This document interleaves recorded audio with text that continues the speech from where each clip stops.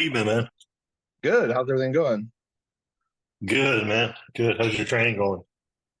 Um, I so I'm competing right now, trying to get my pro card in the Masters division at the NPC Universe this year. So like literally, Oh, nice. so comp prep is just starting, and I just had a daughter in November. I have a 5-year-old son, so it's a balancing act for sure. But I'm getting done. It's so crazy.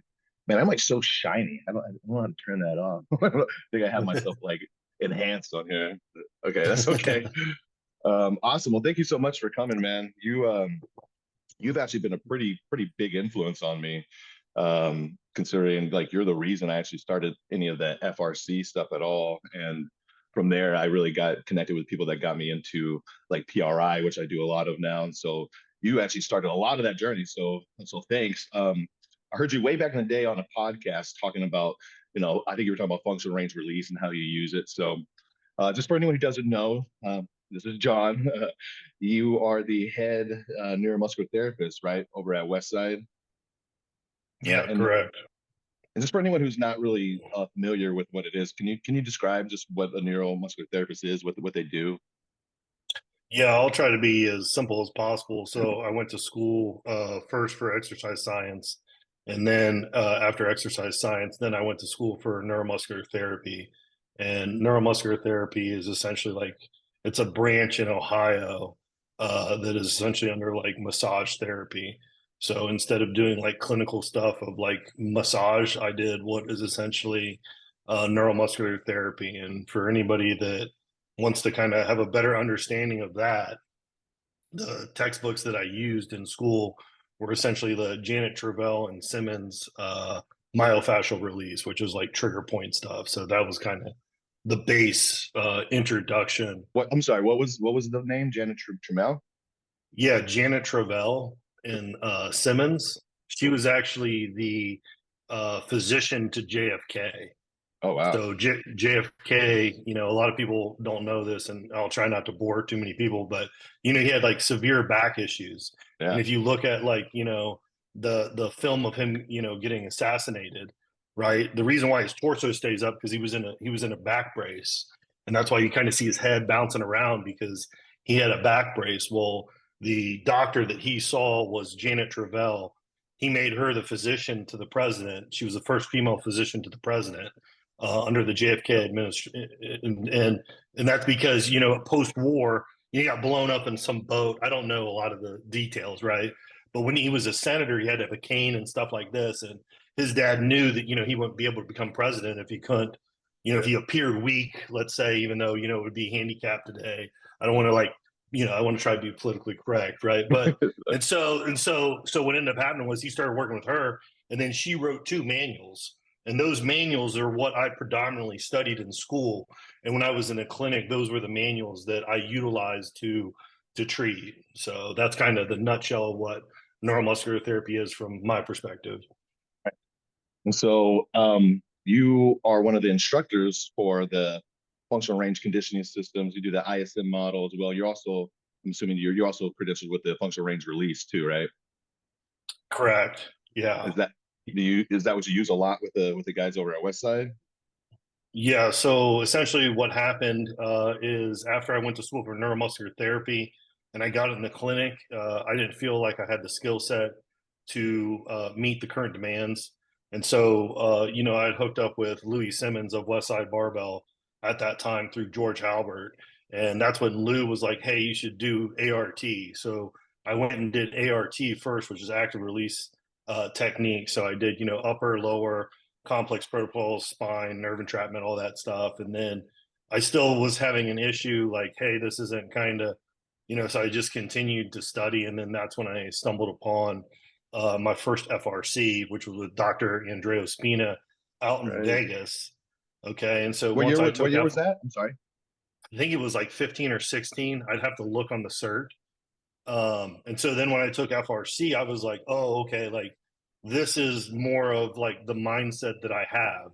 And FRC was still evolving at that time, right? But anyway, so then as soon as I took FRC, that's when I knew that I had to take FR because I knew that like this is what I needed in the clinic. And so I took my first FR course out at Rand Phone's place in Connecticut with Dr. Michael Shivers. And as soon as I took FR, I was like, okay, like this is, this is like the model and the mindset that I need to start to solve the problems that I'm seeing in the clinic, but then also, with some of the athletes that I work with as well.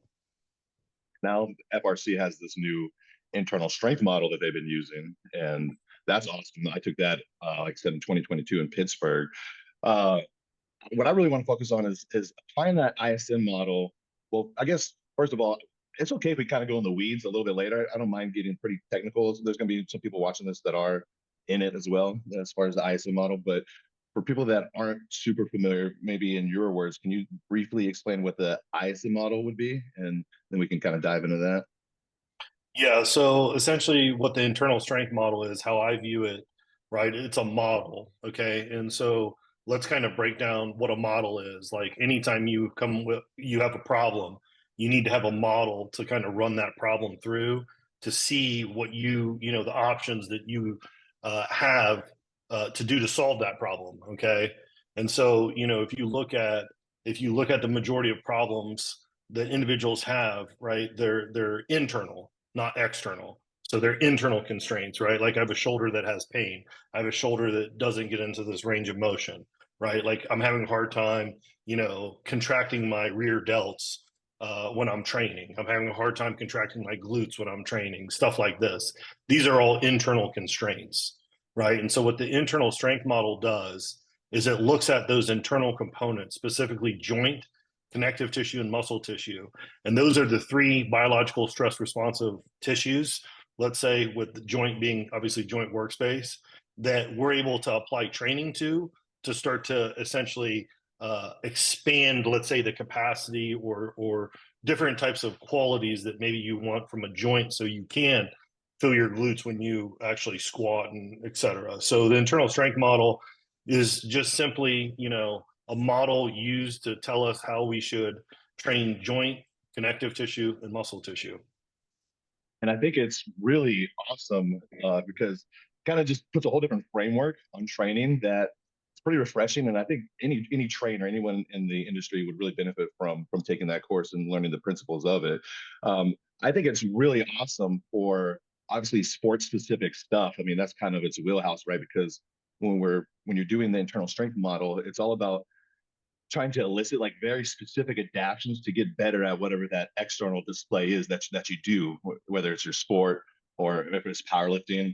So what's interesting is when we're trying to apply it to like bodybuilding or just general fitness population, people that are trying to maximize muscle tissue, they're not really trying to necessarily maximize their ability to display something externally. They're trying to maximize one of those internal physiological components itself. So that's kind of different. And that's what a lot of people kind of question me on sometimes is how do I kind of make that connection? How do I have more of a bodybuilding perspective on it? Because it is pretty easy to think, okay, well, I have this range of motion I got to hit in this sport. I better train to utilize some of that. So it's a little harder when it's super non-specific. So what would you say is certain ways that bodybuilders could apply this, and maybe how I guess a lot of that also depends on where the bodybuilder, where the individual is, obviously, at the moment with their current level of mobility. So it can be kind of a progressive process as well. But is there anything you can touch on how maybe it might be a little different, or anything in particular on applying the ISM model to bodybuilding or just general fitness people?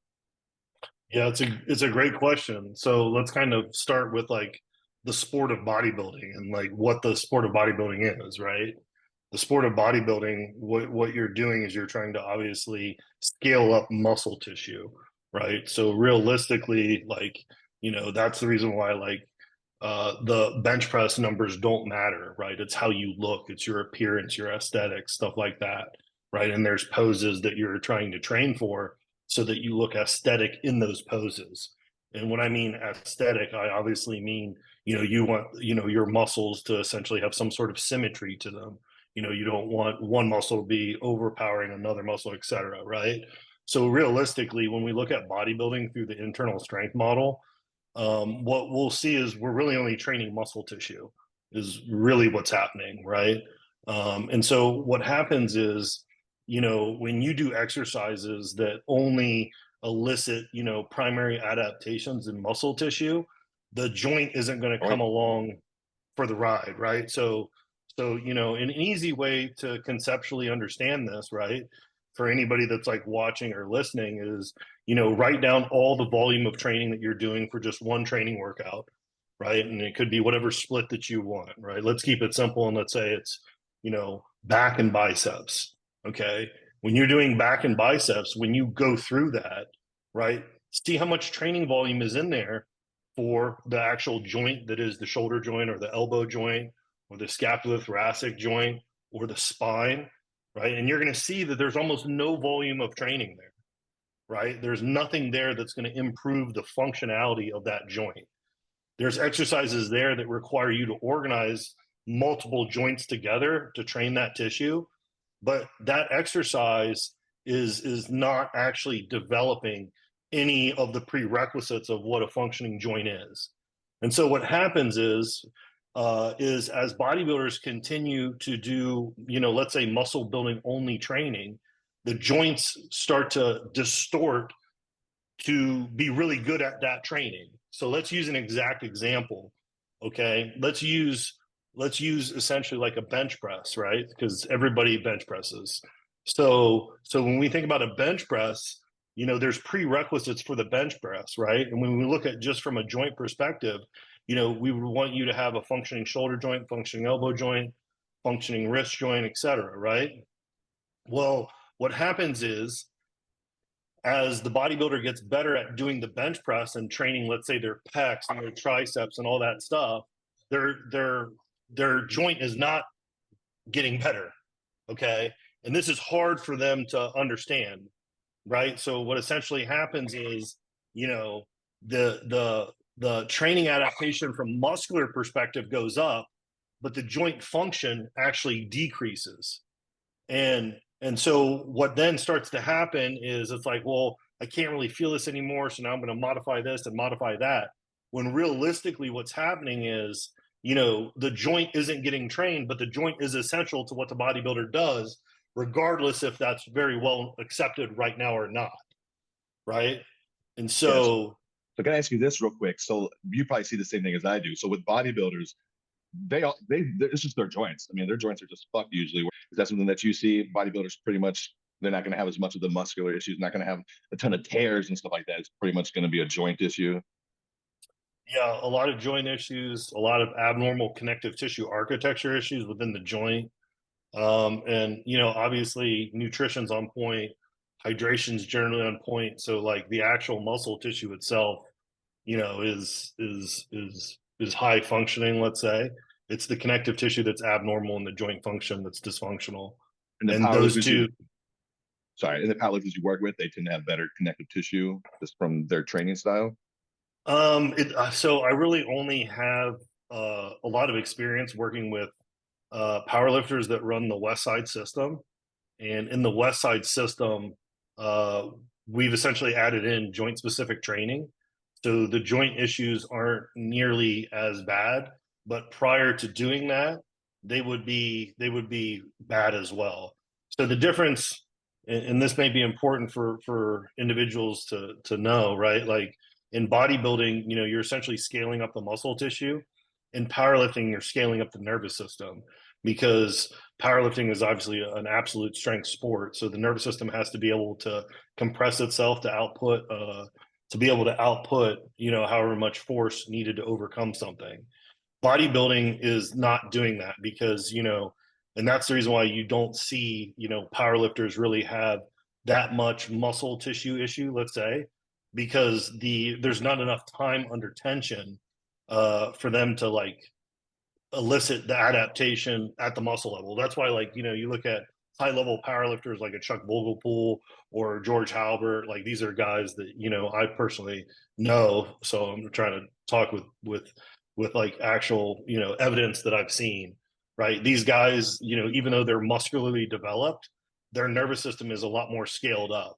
And, you know, like someone like me would be much more developed because my background was bodybuilding, right? But their nervous system, they're significantly stronger than I am because their nervous system can't compress. Mine can't compress because mine will compress in maybe like a 4 to 7 rep range, because that 4 to 7 rep range is enough time under tension for all those force-based inputs to bleed into that red muscle tissue to stimulate adaptation in the red muscle tissue. Theirs is just essentially their nervous system, because they're doing, 1 reps on a max effort day, or 2, 3 reps on a dynamic effort day. It's just not enough time under tension. At the same time, though, they have joint issues. And one of the reasons why the powerlifters have joint issues is because when they're using max effort loading, like if you consider it this way, so let's pick a deadlift. So imagine like you put 135 on the deadlift. Okay, if I asked you to go wide stance, you could do it. If I asked you to go, hey, can you grip it with just your index fingers on each side, you'd be able to pull it.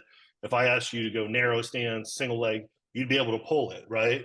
But when we start to deal with training maxes, which is the max that that athlete can do in that specific exercise on that day, there's only a very small window or biomechanical solutions for that problem.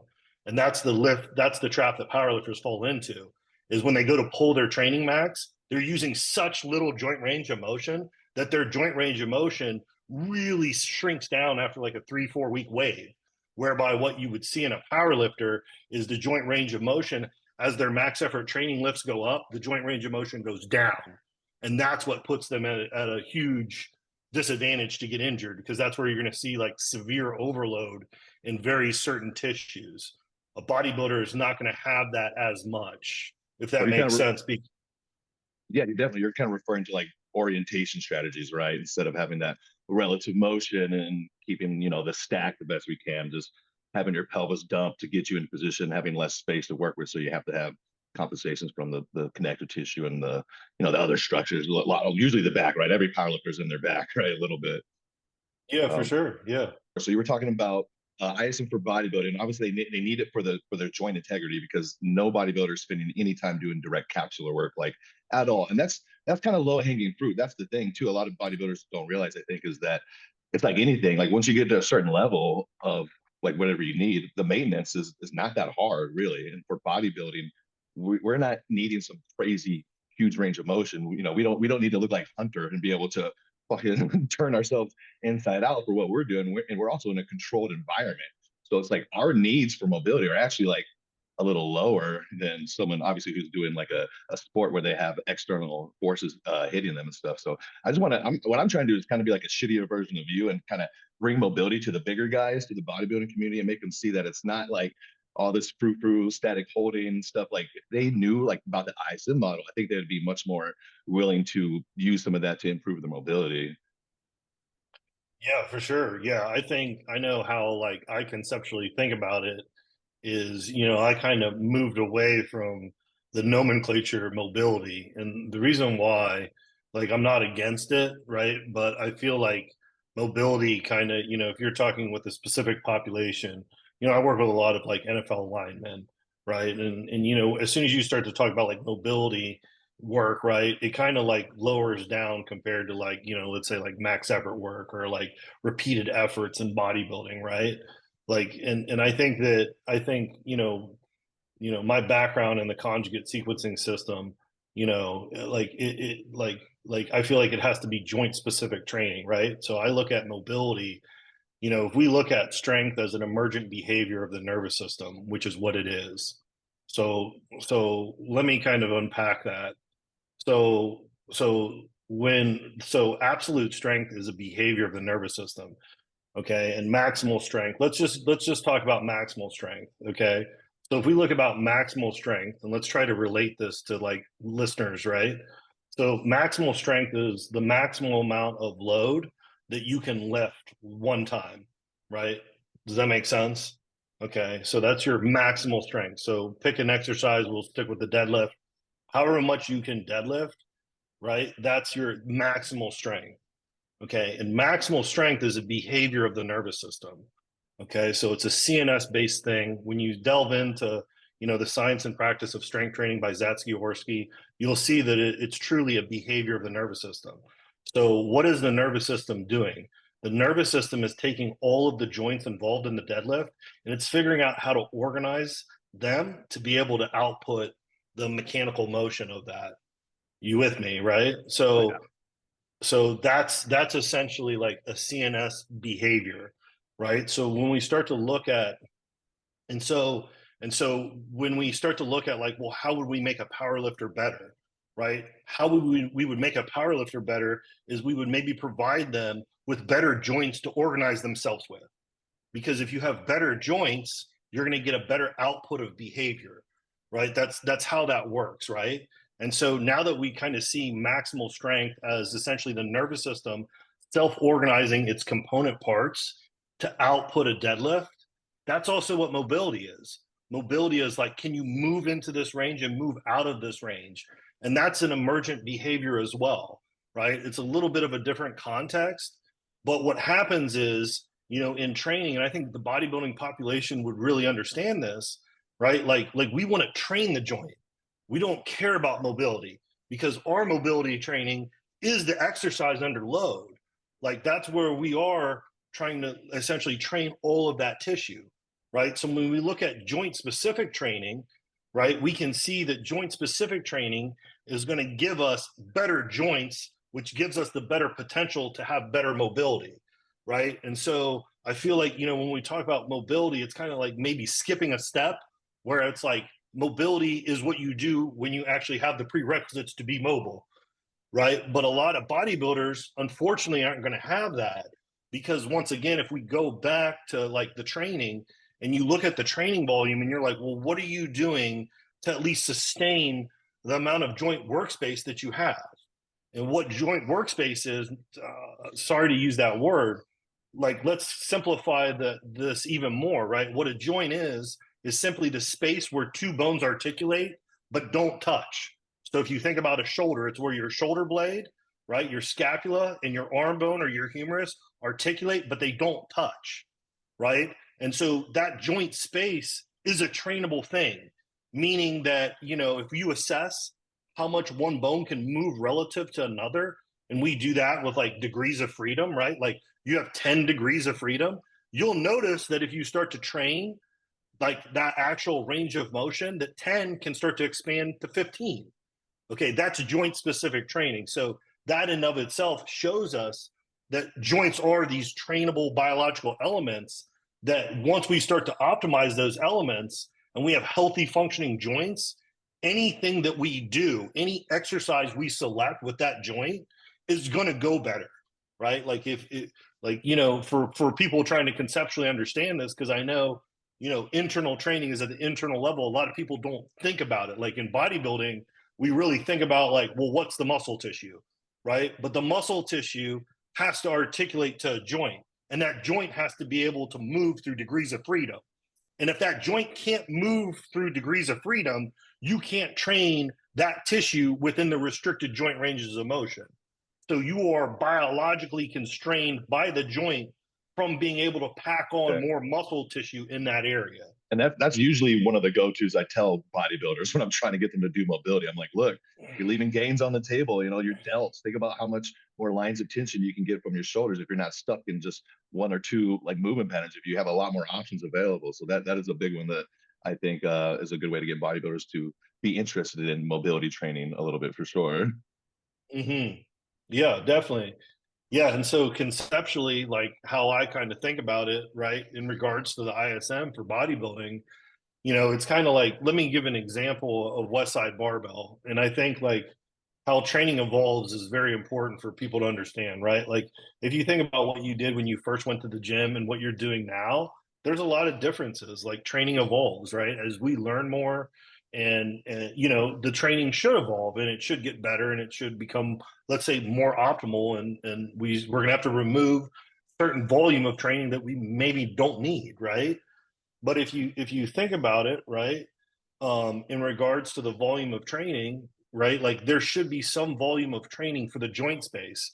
So right now, for those individuals that wrote down the volume of training that they have, and it's like, hey, I'm training my rear delt, now I'm training my front delt, now I'm training my lateral delt, and they're training all these tissues, right?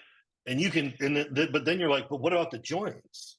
And they're like, well, most people are like, well, I don't know that they're trainable.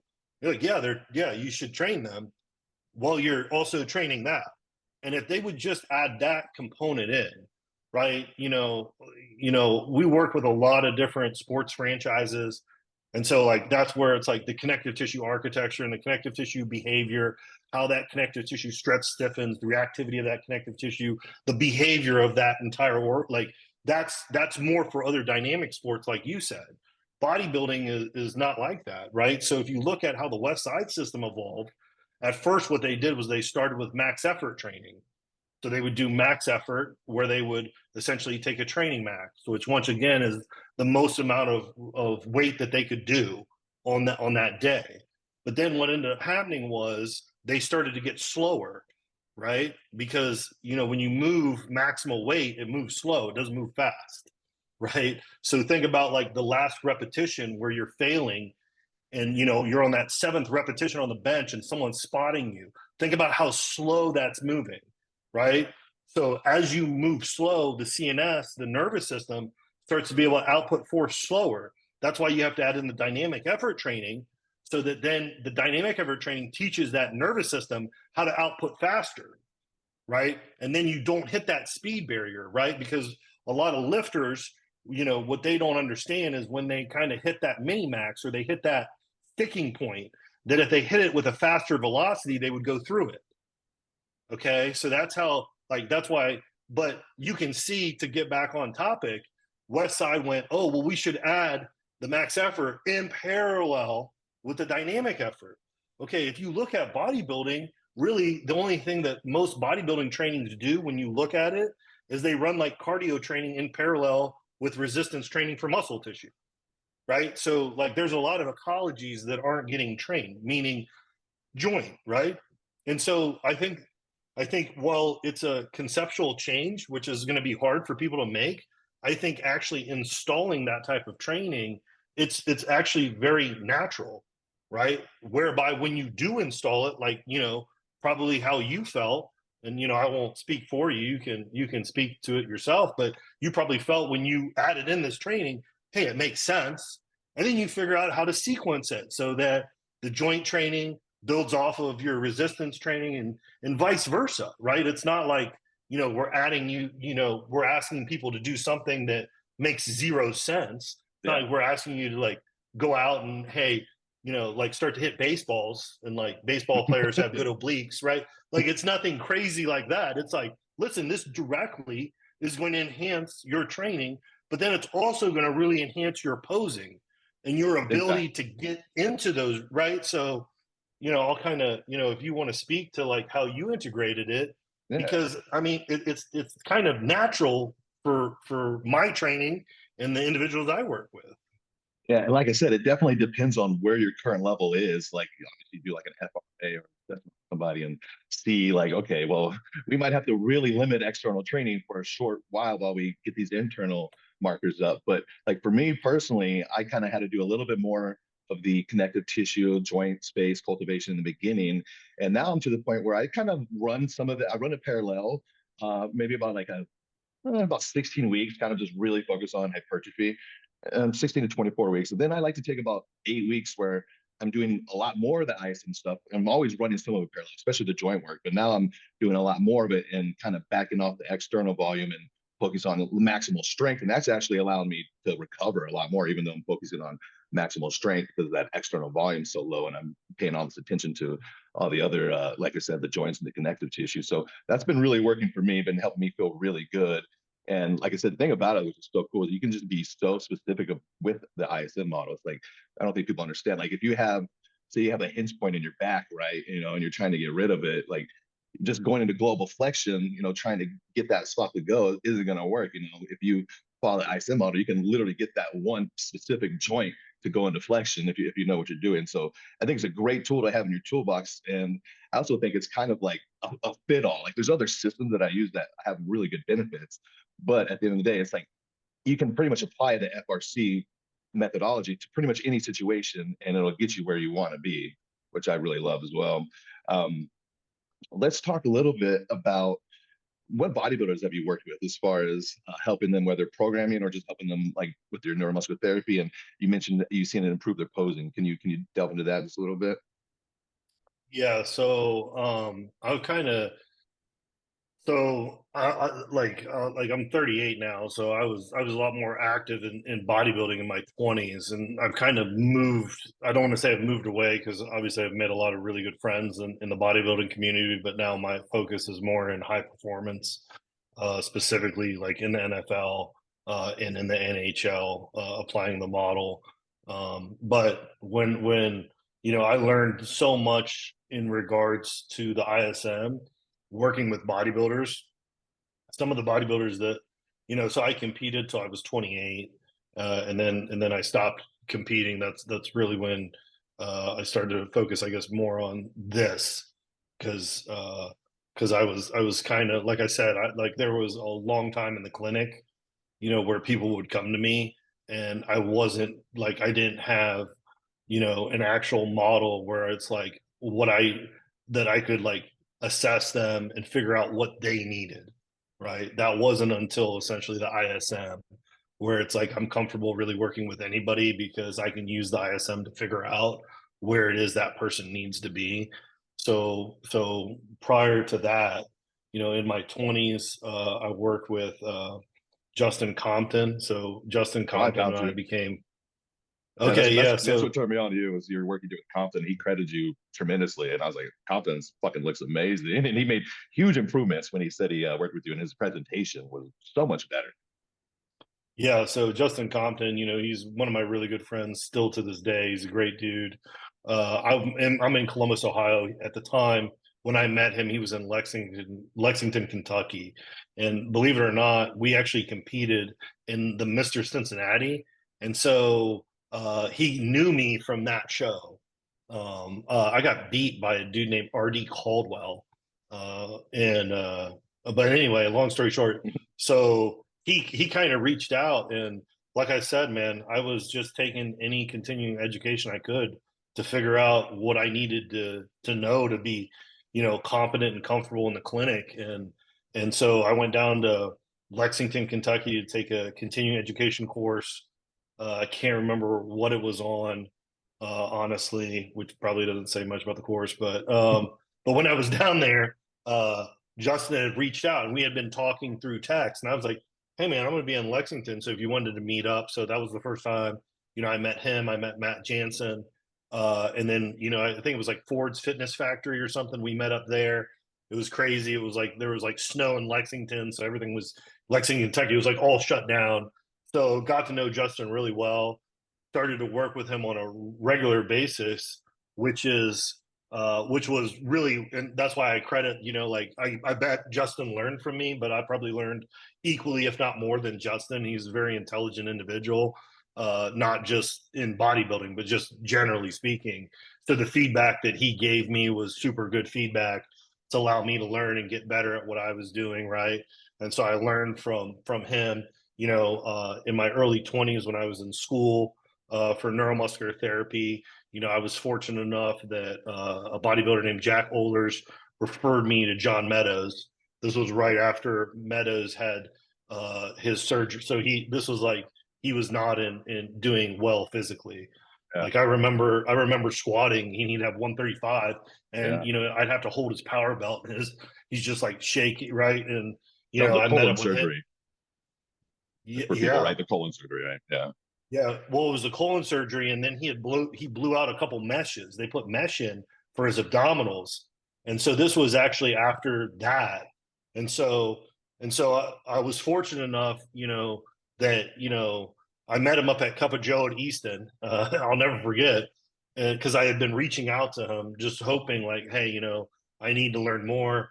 And then he met up with me, and he was like, hey, can you start training tomorrow? And I started training tomorrow. The next day at Lifetime Fitness with him. So, I was fortunate to be able to train with him for 2 years. So, and like literally in person, right? This was before, like I remember at the cafe eating at Lifetime when he's like, hey, I'm going to do this thing called Mountain Dog Diet, Yeah. right? He was just kind of on the forums, right? Yep. And then so I got to learn from him. And then, when I was training by myself, I got to meet George Halbert came up to me at a Power Shack gym, and then I got to meet Louie Simmons, right? And Louie Simmons, I learned so much from Lou, right? Which isn't a bodybuilder, but I learned a lot from him. And then, at that point in time, the last show that I competed in was the Mr. Ohio. Um, and it was a fun time. I had a fun show prep. I'm good friends with Mike Francois, Oh yeah, I was who just most talking about people, him with yeah, my he's last client. I was talking phenomenal. about how he's like the only guy from Westside that like was a fucking just crazy bodybuilder too. Yeah, for sure. So my last contest prep, I worked with Mike, and then and so it was fun. I did the Mr. Ohio. I unfortunately lost overall. I won the super heavyweight class. And then after that, I was kind of like, all right, well, I think I'm done with bodybuilding, competitive bodybuilding. And I was having a conversation with Lou at Westside Barbell. A lot of people, so at Westside Barbell, when Lou's passed, but how it worked prior to that, at least when I was there, is you essentially got an invite. So it was a private facility, it was invite only, and then you had a key and you could go train, whenever you needed to train. Lou was very accommodating to any type of athlete. And so I just remember I was in there one day after I got done training. It was a Saturday, and Lou comes up to me, and I was doing box step up. So I thought he was going to give me a hard time for the exercise, because he would always break your balls. And so he comes up to me, he's like, "What are you doing?" And I was like, "Well, I'm doing these box step ups. I'm trying to give him." He's like, "No, like, competitively." And I was like, "Oh, well, I think I'm done." And he told me, he's like, "Listen, man, I think you need to try to make someone better than you were, right? And try to like pass on what you know." And so at that point, Lou was a very powerful impact on my life, even to this day, even though he's passed. And so I took that to heart. And then, I ended up, when I did the Mr. Ohio, there was a guy that came up to me. He kind of like pointed onto my delt and was like, "How do I get that?" And I saw the dude, and he was kind of like, you could tell he had like a really good structure. And I remember thinking, like, man, like this dude, like if he filled out his frame, it was going to be hard to beat. And that dude was Seth Shaw. And Yeah, so the what ended client. up happening, yeah. So then what ended up happening was, I essentially reached out to Seth, and I was like, "Hey, man, I think you got a lot of potential. Like, if you need any help, let me know." And at that point in time, that's when Seth, he lived about 45 minutes away. So he would drive into Columbus. We would train like 3, 4 days a week. And then, we I was fortunate enough, and he was fortunate enough, we had a really good network. So it's like, you think about like someone like Matt Jansen. So, I reached out to Matt, and I'm like, "Hey, would you be able to do this guy's prep? Would you be able to help us out in regards to, essentially like the nutrition and all that stuff?" And, we just trained how, honestly, I still train to this day, obviously not with the same loads, right? But so did that training, and then, he did well. He was a top five placer at, I think, Junior USA's. He just wasn't muscular enough. So, in another year, he was going to do the amateur Arnold. And I remember I was on vacation with my wife, and he called me, and he's like, "Hey, man, I think that I should do the North American because I think I can win it." And it's like, "Yeah, let's do North American." So that contest prep went about 3 or 4 weeks, maybe less. Went to North Americans, and then he won his super heavyweight class and the overall at the North Americans. And He that was was was he? really the I'm sorry. Was he doing ISM training alongside at that time too? You already have him doing some stuff.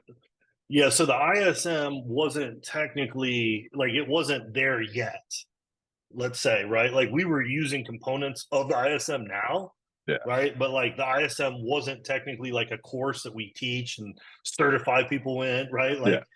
But we were definitely using components. And, I credit Seth a lot because, you know, like, like I said, like, when I first went to like FRC, and then I took FRA, right? Which FRA is like how you assess a joint through what's called a CARS analysis, which is a controlled articular rotation, which is just like, how do you move your joint through its fundamental range of motion, is really what it is. And we analyze whether or not you can move it well or not. And then we pair that up with a table test so that we can see passively, like, "Hey, can I move your joint into these ranges?" And then we take that information, and from that information, we know like what type of training you need in your joint. Like, do you need training that stimulates the development of more of a joint, or do you have a functioning joint? We need to stabilize it, because those two look very different, right? And so, what ended up happening was, I remember, just training with Seth, and he would tell me, he's like, "Hey man, I think that, you know, I think we should do more joint stuff. We should do more joint stuff." Right. And so we just never increased the volume. And at that point, I was working with a lot of high level athletes that are getting paid a lot of money. Okay, let's put it this way. Right. And so I was already really good at constraining loading specifically for sport, meaning like we're not going to have like an NFL football player, box squat 800 pounds. We're just only going to have them go to 650, and then we kind of put a pin in it. If that makes sense, right? So that's what we did with Seth, which at the time was quite controversial. I'm not that active on social media. A lot of people were like, "Why are you not going over 315 pounds on a squat? Why are you not going over, 275 on a bench press?" Right? And it was because, managing athletes in other sports, I didn't want to risk an injury, right? And when you look at what you have to do in bodybuilding to be successful, it's a lot of hard work over a long time. And if you get injured, you can't do that consistent work. And I didn't want any injuries. And then on the backside of it, being a therapist, I'm assessing his joint. So as I'm seeing, his hip joint go from 30 degrees to 35 degrees, it's like, well, I know that there's tissue in there that he hasn't figured out how to use in a squat. So like, we're not going to increase the loading. Right. And so it kind of, that range just might increase. You don't have to increase the load because now they've got an extra 10 degrees of hip flexion at the bottom of the squat because they got that IR they could use now. Correct. And then when you think about that 10 degrees of internal rotation that you're talking about, within that tissue is completely untrained. So any load is stimulating to that tissue. And that's the tissue that we're trying to develop, because, we wanted to develop a symmetrical physique. We didn't want to develop somebody that's just really muscular. It's like, there's a real huge symmetry component to bodybuilding, which I think you're starting to see. I don't really want to, like I said, I've been out of the sport from following it for a while, but I know that, they've added in like a physique category, and they've added in these other categories that are harder on symmetry, because there was probably a gap when I competed where, I competed as a super heavyweight. I was 232 when I would compete normally, right? I could get down to 228 and try to make that 225 when I would compete nationally, right? But it was so hard for me to do based off of like DEXA scans and just other information that I had. I wasn't willing to, kill myself, and when probably I probably technically should have tried to drop down, because I would have been a much better heavyweight. 228 super heavy is hard, man. Yeah. Yeah. But at the time, that's what kind of sucked for me. I remember, the second time that I won my class at the Mr. Ohio, there was only one other guy, and he drank a bunch of water to make the class. Do you know what I mean? And I was trying to go down. Yeah, exactly. Like, I tried even the trick where, it worked for me one time. I won't name names, but I knew that I would always be over. But it's funny, I would just check heavyweight, and hey, if you want to let me compete there and you be more competitive, then let me compete there. And a couple times it let me do that. So I thought that I was going to be able to do that. And I'll name his name. So Kerry Lynn, who won the Mr. Ohio overall middleweight, was like one of the head judges. Okay. And so what ended up happening, and Meadows actually competed in this show too. Okay. And there was another guy named Travis Brandstetter who I met through Meadows. So all three of us trained together. All three of us did the Mr. Ohio, where Meadows was a light heavyweight, believe it or not. He was 198 3/4. Travis was a heavyweight. He was 203. And then I was a super heavyweight, and I was like 232. I was trying to get down to compete in the heavyweights. Okay. And I remember Travis telling me, and it worked for a couple of shows. He's like, listen, just fill out that you're a heavyweight sometimes, because I remember he made weight, and I was like, how did you make light heavyweight at North Americans? He's like, I just checked the box and they put me in there. And I was like, really? So that strategy worked for me, right? And so I'll never forget, I go to the show, but Kerry Lynn knew me from the gym, and he was like, I went to weigh in that nighttime, and he was like, heavyweight? And I was like, yeah, heavyweight. And he was like, no, bro, you're not making heavyweight. I get on this, Bullshit. right? Yeah. So then I deferred and I was like, listen, I'll just weigh in the morning, hoping someone would, like, he wouldn't be there. Yeah. Well, then we show up, and I show up with Travis and Meadows, right? And Carrie Lynn's like, hey, come over here. Cause Carrie was like, don't do anything stupid to ruin your physique to try to drop this weight, right? And I was like, oh yeah, I won't, thinking like, I'm just gonna avoid this dude first thing in the morning. As soon as I got in there, there's like, the competitors around. He's like, hey, Quint, come over here, weigh in. And I'm like, dude, are you serious? So yeah, I went off on it was kind of a crazy story, but it was cool because at that time, that was a really cool show for me because, Travis was there who Meadows introduced me to and I would train back with.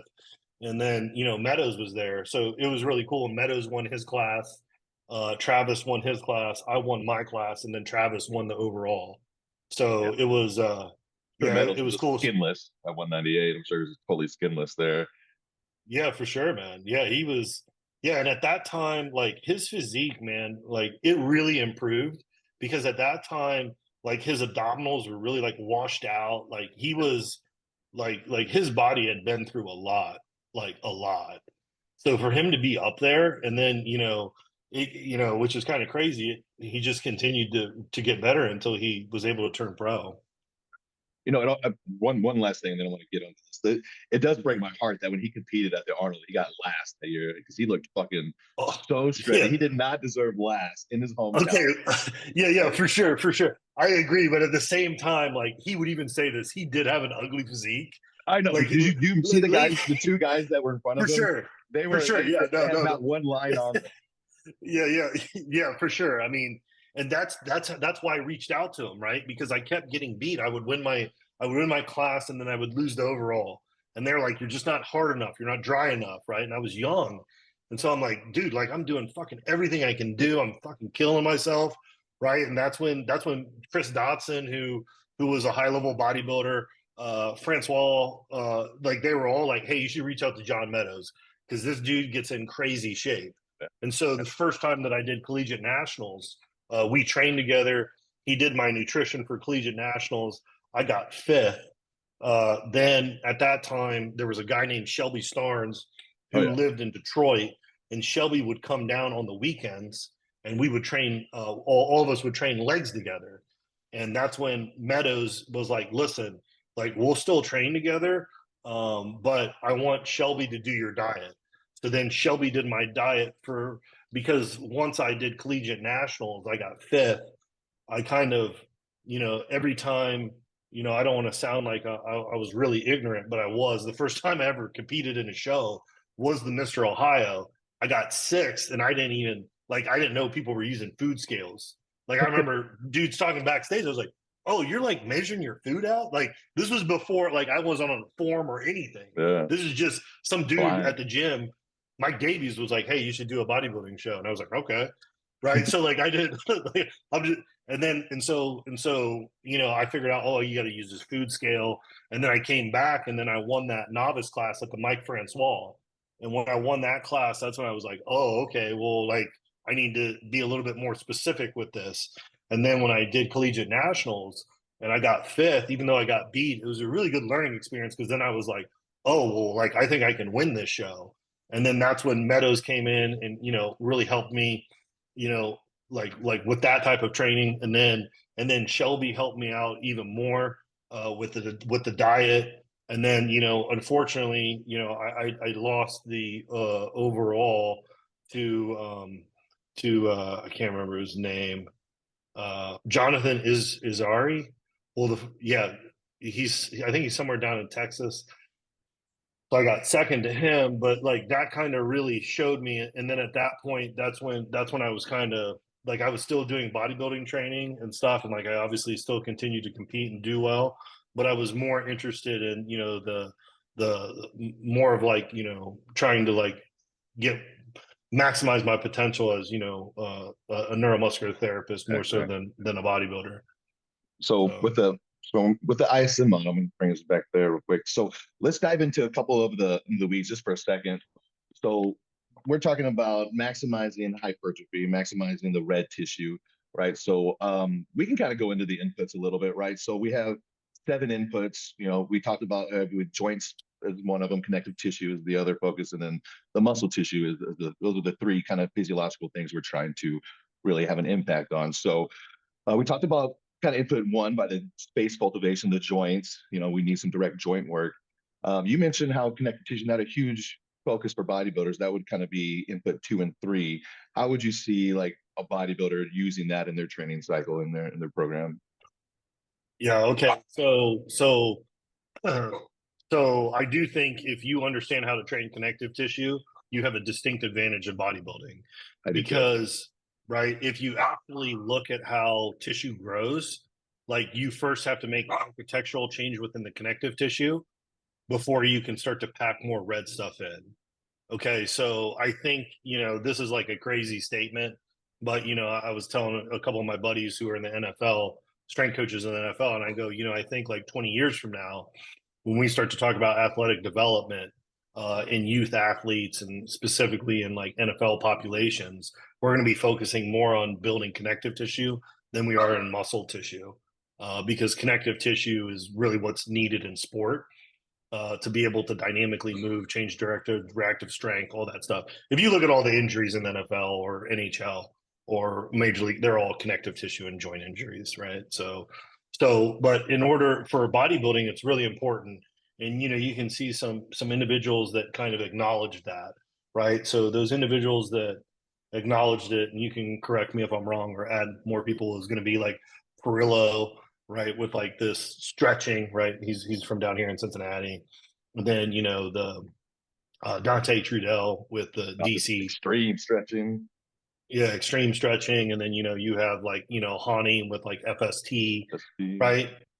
Okay, like in like I don't want to say that like those aren't good things, but like I don't know that like they're very I don't know how effective they are. Like they're good attempts. It's kind of like a byproduct, you know. It's not really connective tissue focus, but that'll kind of I feel like that's kind of a byproduct from it, you know. Yeah, I think a lot of the hypertrophy that occurs in bodybuilding, I think how it happens is what happens is, when you get a pump, right? What happens is the pump doesn't happen in the muscle tissue because the muscle tissue doesn't actually increase in blood volume when it's getting contracted. So it's essentially the interface between where the muscle tissue, which is the red tissue, and the white tissue, which is the connective tissue. And so fluid fills up between those two and accumulates, and that's what gives you the connected the quote unquote stretch. And so when you look at stretch, right, when you like let's look at like the FST training where it's like you do 7 sets of like some low volume stuff. I'm not advocating for this, but let's say that you get a really good pump. When you get a really good pump in the tissue, right, and you're like, man, I can really feel my bicep, this feels really good, right? What's happening is like from a directionality, like that pump is pushing out on all that connective tissue, and you're getting all that mechanotransduction between the white stuff and the red stuff. And that mechanotransduction does stimulate the creation of new connective tissue. Okay. But if you get a pump like that and you can start to add training in at length, let's say, now you have a pump plus length, and length is very stimulating to connective tissue. Right. And I think in bodybuilding, at least the training that I do now, is a lot of stuff that's focused that like, listen, I'll do some continuous tension stuff to build the muscle, and then that's going to put a lot of blood flow in there, and then I'm going to do a lot of stuff to length, right, or at length, You do right, that after. So exactly, exactly, because if you look at basic physics, right, how systems scale up biologically from a physics standpoint is when the surface area. So when the volume increases, like I'm saying, like that volume that's between the red stuff and the white stuff. And remember, you have cells between those two that are stretching and they're getting stimulated, right? And that stimulation is what's saying, hey, we need to start to scale up how much white stuff is here. And then the more white stuff that you get, the more connective tissue you get, the more you can fill that white stuff with red stuff, with protein, right? That's circummerogenesis. Right? You believe that helps with separation as well? Oh, for sure. Yeah, 100%. Yeah, there'll be yeah, exactly. And so after that's pumped, right, you can maybe go, hey, well, let me do some eccentric only stuff with a band. So we use that bicep example, right? And you're doing like continuous tension on a dumbbell, right? Like I do a lot of continuous tension, like on a preacher curl, right? Yeah. And just train that entire bicep, right? Well, once after that's trained, why don't I just do some eccentric onlys, I do that right? exactly. Yeah, that's cool. So you're talking about Yeah, like instead of like a drop, that's like a drop set essentially. Instead of dropping the weight, you squeeze that last one out and get like a dynamic EQI or something. yeah, or even you can then just do eccentrics only and then Yeah. pull it up and try to Oh get yeah. a couple more, right? Like, obviously you're not trying to blow the tissue up, but you're trying to, like, all that blood is in the tissue. So start to take that tissue to length. And then with the volume in there, that length is even more stimulating, right? So an easy way to conceptually think about this is like do an eccentric only and then do an eccentric only with a pump. You'll Yeah. see that with the pump, you're like, shit may rip in here. That's why you have, right? And that's that connective tissue architecture getting challenged. And so now you're stimulating that connective tissue architecture with the muscle tissue, which is going to give you a better effect than if you just stimulate the muscle tissue. I like Obviously, that. this, right? But it's like, and so I think a lot of the connective tissue stuff, right? And there's cool stuff that's coming out in the literature, right? There's a isometric article that is the isometric training on long-term adaptations, effects of muscle length intensity. It's a systematic review. And it's interesting. So one of the things I started doing was just ballistic isometrics at the end, Oh yeah. right? Because that, like, it's a ballistic isometric. You have volume in there, you have length in there, and now you're ballistically contracting, and that's even more stimulating, right? And from the literature, we know it adds more muscle tissue. How What are does your it add more thoughts? muscle? What Yeah, are your thoughts on doing that ballistic isometric for the potential the potential post activation potentiation?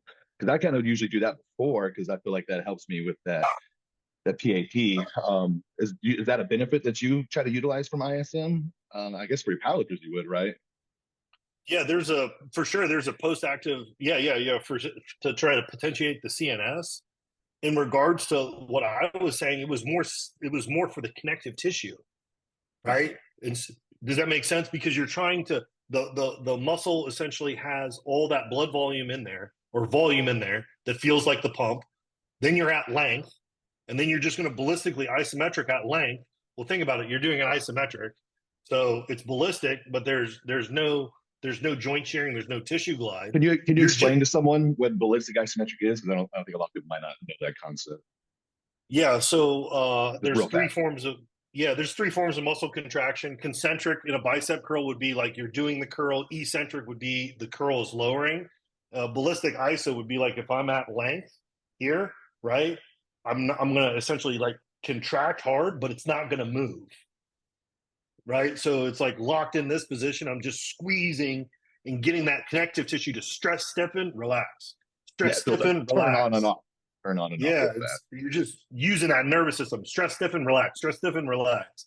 And when you hold that stress stiffen for about a 3-second contraction and you do reps, you're going to start to change the connective tissue architecture in a way where you're going to be able to start to elicit sarcomerogenesis. And sarcomerogenesis, the sarcomere is where the actin and myosin is, the protein of the muscles, right? That's what, like, sliding filament theory. Like, just think of that.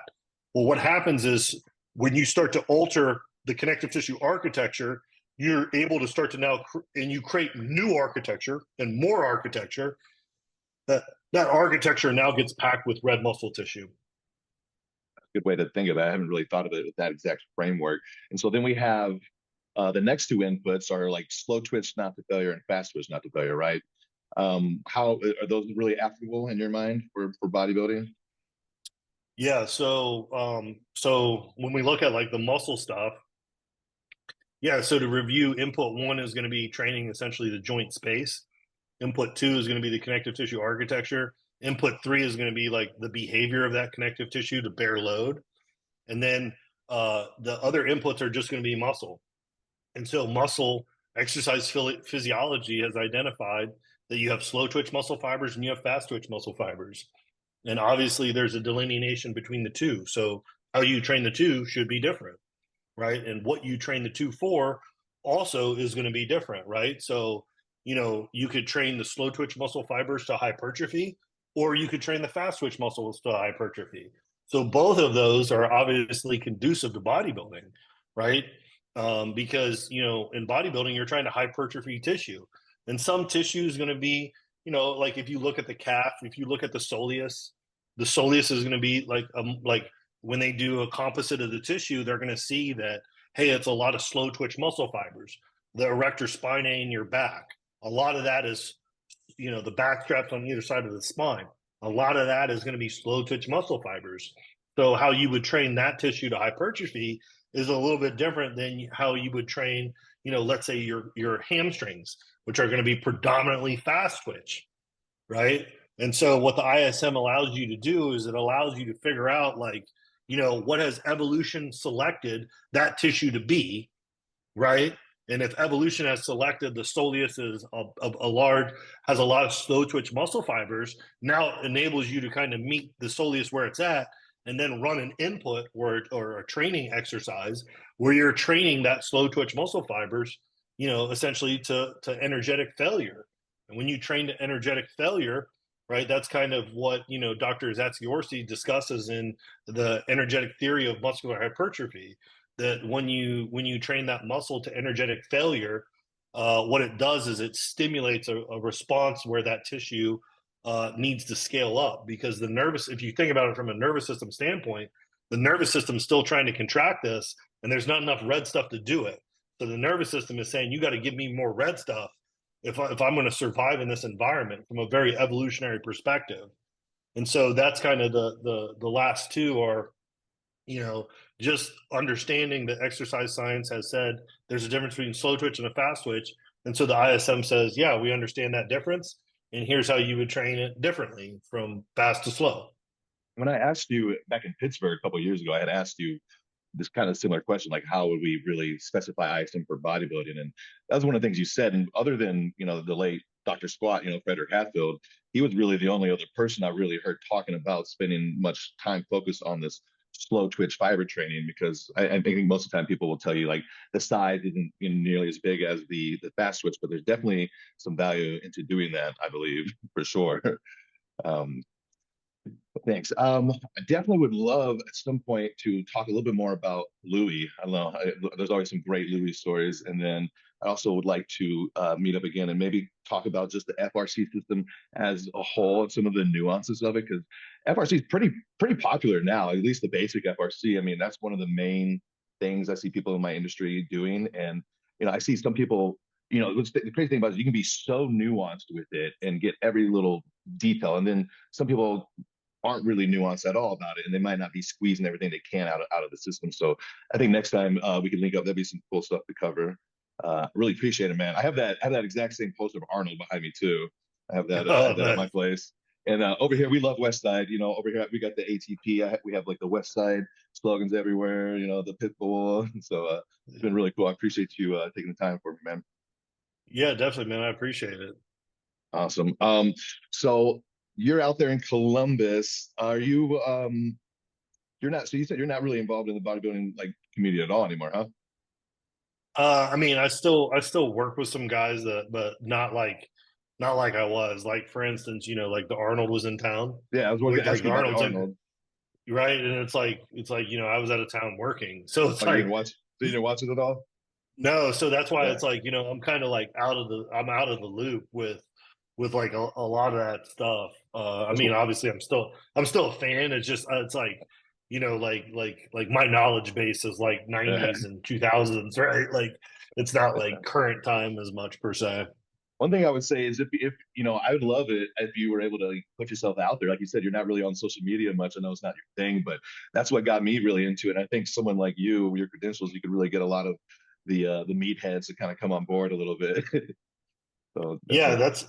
yeah, I was fortunate, man, that I got Lou to buy in, and I got like a lot of the guys at Westside to buy in. I Did you was do you have like Lou sitting there like on a quadruped all fours doing hip cars or what? I can't picture him doing that.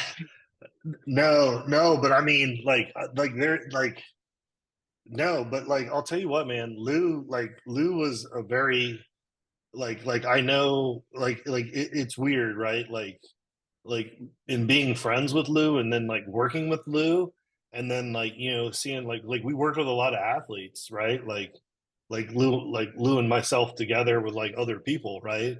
And so it was interesting to kind of like have that relationship with him, because like Lou in the powerlifting community is like, he's for sure like the godfather of powerlifting, but he's also like, dude, the guy was he was very sharp in regards to like, listen, if you can make a logical argument for why this works, we're doing it. And Oh then if yeah. we're doing it, like we're doing it to the max to figure out like where does shit break. You see what I'm saying? Yeah. And then once we figure out the max, maybe we'll take our foot off the gas, but we're going to keep our foot on the gas for sure, right? And so, like what I learned from him was I can't even quantify it, right? But yeah, and then having someone like him buy in is really what gave me more assurance that like, hey, you are on the right page, and then starting to see not just like the bodybuilders that I was working with, but then it's like NFL guys and now NHL guys, and like everybody's buying in, and you're like, okay, well, like I think there's something here based off of the same experience that you're having with your demographic of people, where you're like, hey, there's definitely something here, and the model's definitely helping me, help these individuals out and meet them where they're at to get them to where they want to go. Have you ever done Mark Bell's podcast? I'm surprised you guys haven't linked up. That'd be awesome. No, I've only done like Lou and I would do podcasts, obviously back in the day. And then, Dr. Spina and we would do some podcasts. Yeah, you and Seth Uh, did a great podcast. I'll link that for anybody who's interested because that was pretty bodybuilding heavy as well. The one you and Seth did. Yeah, yeah, and so and then honestly, I kind of been kind of in a rabbit hole, after the ISM, moving the ISM into myself and Olin Kreutz, who played with the Bears for 14 years. We've been kind of trying to figure out like, hey, how do we solve this lineman development problem, right? And that's kind of what we just finished. There's a manual that just came out. We call it like lineman special strength, right? And so that's like that's where I've been at instead of social media, Yeah, you've been right? doing So that for a now, while. yeah, so we kind of like I don't want to say we completed that, but we have like a coherent system for how to start to physically develop linemen from high school to collegiate, from collegiate to the NFL, and then once they're in the NFL, how do we sustain this performance? And it That's was kind of awesome. like a natural transition because like I work with so many absolute strength athletes at Westside, and now like the lineman's an absolute strength athlete, and then I get to kind of integrate my bodybuilding background to build those tissues up where the linemen specifically need it. So that's No, kind of I've where seen you I doing a lot of the see you do a lot of the overspeed eccentrics, right? And that connective tissue architecture. Those guys are, always slamming into each other right off the line. So again, the ISM model is yeah. so cool. I really think it's the coolest thing I've done. I'm really like I said, I'm really big into PRI. I like DNS and stuff, but everything always blends together, right? Good systems work together, and I think everyone should definitely look into ISM if you're in the industry as a trainer at all. Awesome. Thank you so much for everything, buddy. I'll reach back out to you. Okay, sounds good, man. I appreciate it. All right. Thanks. Have a good one. Okay, you too. Take care.